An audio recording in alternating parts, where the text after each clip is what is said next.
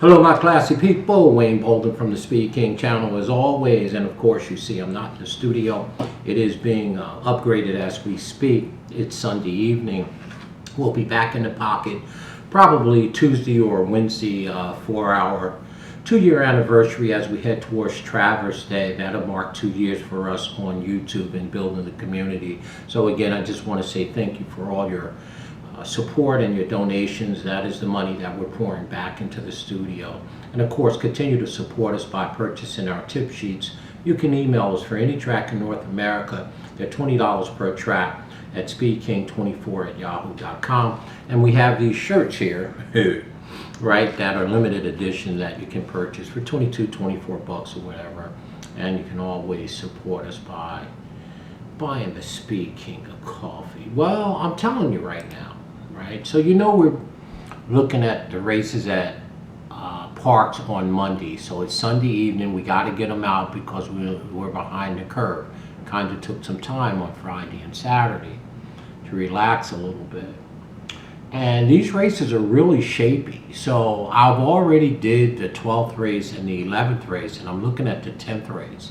And I have strong opinions in the 11th and the 12th. And as I look at race number 10, which is the Whistle Pig Stakes, 5.5 furlongs for 100,000 for registered PA 2-year-olds.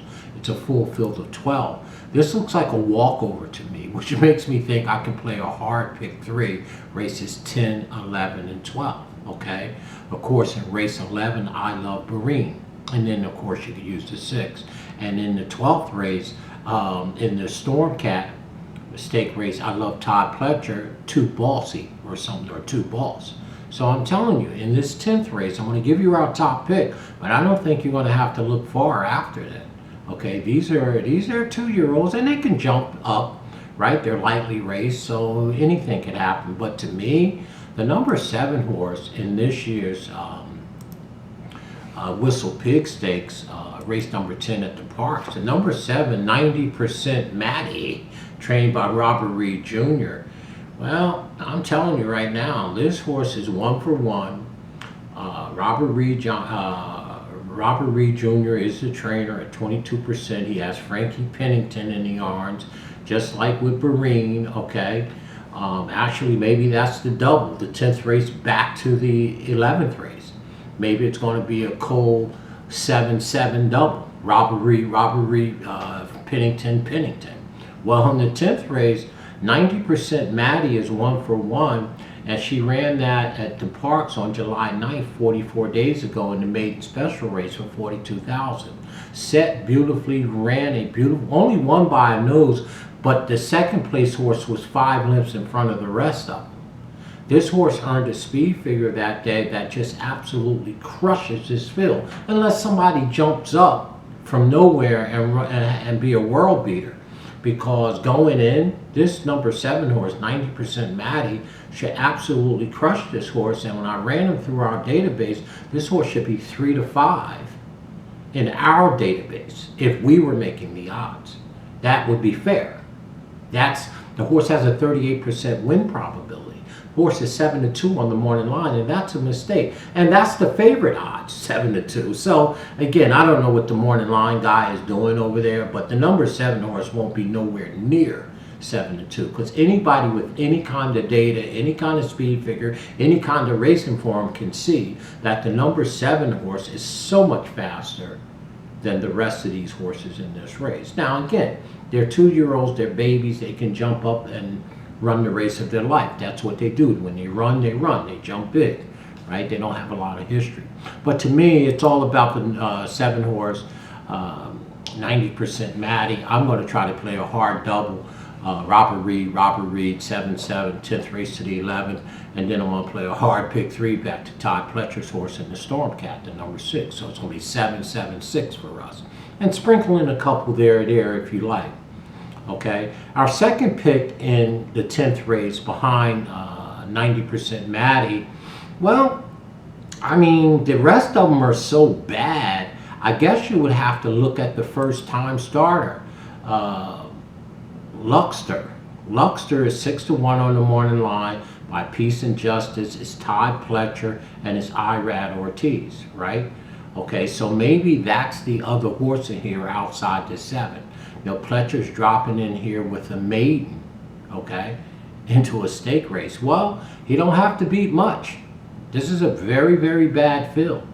So maybe the 2 horses, a horse you can use here to move forward with the doubles and pick 3s. Because I don't think you need to take more than 1 or 2 in the 10th, 11th, and 12th race from the way that I handicap it. But sprinkle it with your flavor. So I guess our second pick here would be the first time starter. Pletcher and Irad together. Of course, they're going to take money, which probably would give the 7 horse some odds because the national trainer and Irad are going to draw money. And to me, unless the number 2 horse is a world beater and the 7 horse go forward, I don't think Todd Pletcher, unless he just has a monster here, I don't think that he can beat him. Okay? So again, our second pick would be the number 2 horse, Luster. And our third pick, I don't know, I guess, well, I guess it would have to be the other speed horse in here, maybe Deacon Dougie, okay? Deacon Dougie, trained by Diaz, has 1 win, won by 5 minutes, earned a decent figure. Now, here's a horse that I would say, okay, 5-1 on the morning line, came from TDN. I think that's Thistle Downs on July 14th, some 39 days ago, maiden special for $26,000. Happens to be a PA bred, right? Well, the horse went gate to wire that day with Diaz, and they're bringing their jock with them. Now, the horse ran a decent speed figure. Still 3 or 4 lengths slower than the numbers 7 horse, 90% Maddie. But again, horses improve between their first and second start the most. So I can see how the number 5 horse, Deacon Dougie, could run big and improve. The problem is that 90% Maddie's probably going to improve too. Okay? So again, the number 5, Deacon Dougie, will be our third pick in here for sure. Who would I have as a 4th pick if I had one? I'm not even going to try it.